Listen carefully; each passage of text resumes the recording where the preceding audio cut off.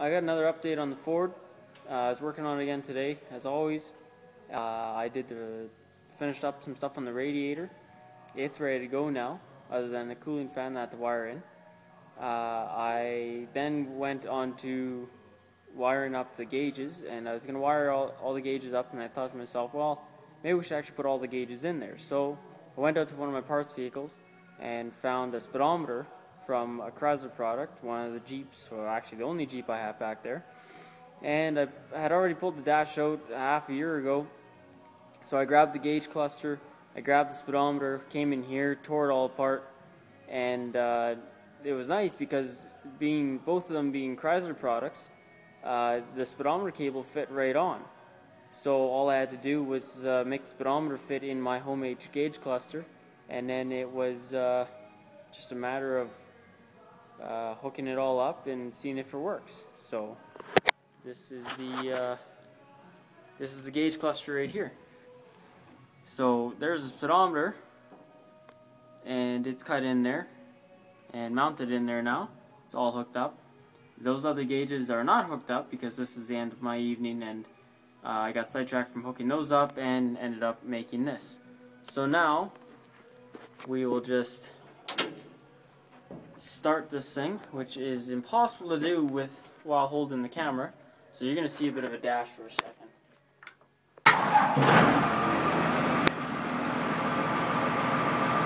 So now if we put this thing in gear, I'm going to put it in fifth.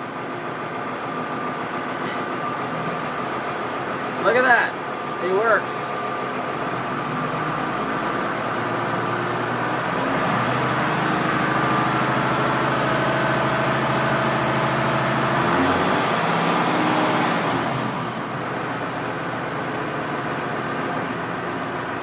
And the clutch works. But not the rest of the gauges. Now, somebody might all of a sudden be observant and say, hey, how are you actually going to light that thing up in the dark so you can see how fast you're going in the dark? I thought of that too after it was all installed, and I thought, well, I can't have it backlit.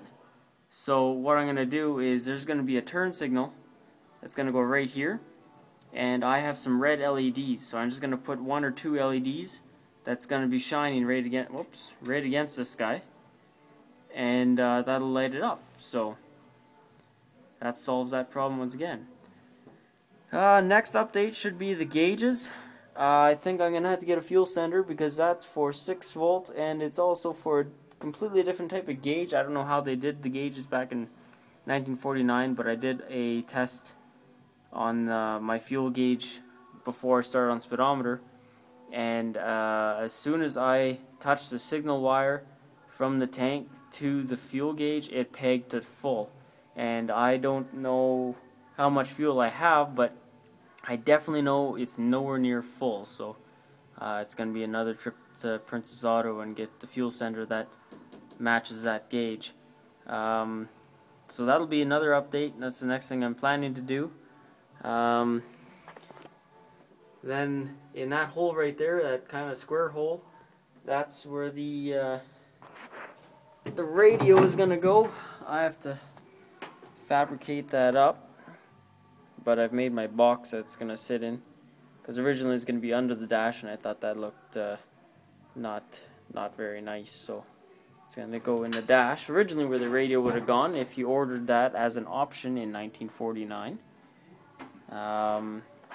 And then I have 2 6x9s that are going to go in that location, one on that side, one on this side. I got 2 tweeters that are going to go in the door panel there, and there's going to be 2 4-inches that go there, and once money allows, there's going to be a subwoofer that'll go under the seat, and a different deck too. This deck is I don't even know if it works. But while we're here, and we actually have light this time, there's my emergency brake system. I had to adapt it and make it work. There's still a vice grip on there. The box is out. Those are the only 2 good planks I have left that I have to bring to the Hutterite colony and get them made into a template. Brakes are all on this thing, but the master cylinder ended up not pressurizing being an old cylinder from an 83 RX-7 and standing out in elements open for who knows how long. The seals weren't good. I was hoping they were going to be, but they ended up not being. Another problem I had was my drive shaft. The drive shaft universal joint from the Dodge drive shaft to the Ford rear end did not match up, surprise, surprise, and I cannot find a conversion U-joint. So what I've done is, I don't have the parts yet. That's tomorrow. But in order to make this drive shaft, I had to cut the yoke off anyway. So right now I just have it tacked in for measurement and fitment purposes. So I'm getting a different yoke and a different U-joint that are going to fit in there, and then it'll be easier to get a replacement U-joint if I ever need it. Radiator. Since this is original 1949 radiator, I had to adapt the 2 ports on the radiator that went down onto the flathead, because the flathead had 2 water pumps, one on either side to cool each 4 cylinders on either side of the flathead 8 engine. Same with the bottom. There were 2 inlets or outlets from the rad into the engine. So I made this piece here out of some scrap tin I had and a couple of muffler components, welded it all together a couple times. That's why the welds look really terrible, because I welded it, it looked good, and then it leaked. So I welded some more, and then it leaked less, and then I welded some more, and it leaked even less. And after a couple of those back and forth, leaking, welding, then I actually got it to work properly. So in the future I'm going to do a little bit different. How I'm going to do it different, I'm not sure. But so this is a hot side, comes out of the engine, up that hose, into my junction, into the rad. I have to find a rad cap, and I just have water in there, so it's going to take a couple flushes to get it actually looking nice. And then it goes all the way down there to the bottom, and I capped the other side of the rad because it was hitting the crankshaft, and it comes out of that side of the engine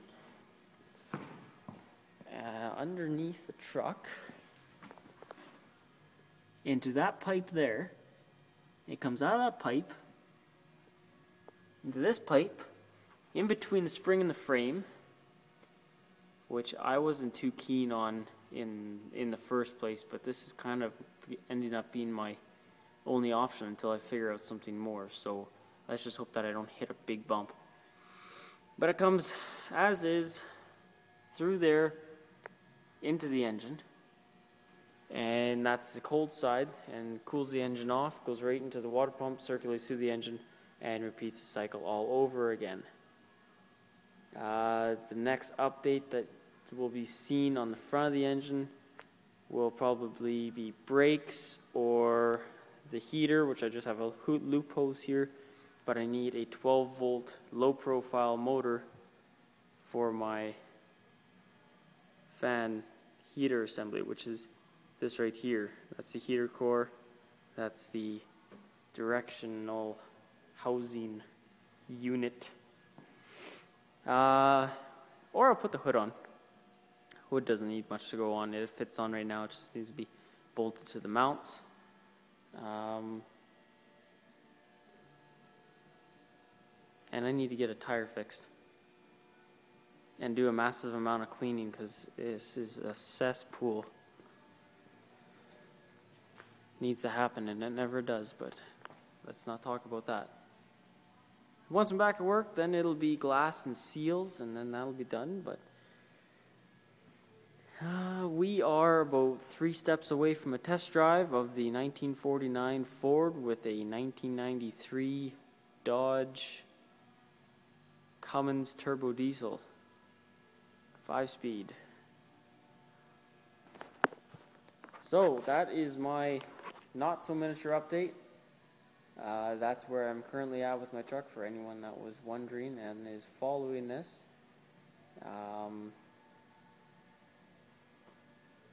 that's about all I have to say for tonight.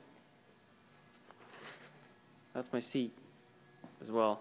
Burlap seat. 4 burlap sacks in that seat. It's a good use of $9 and some cents. Good night.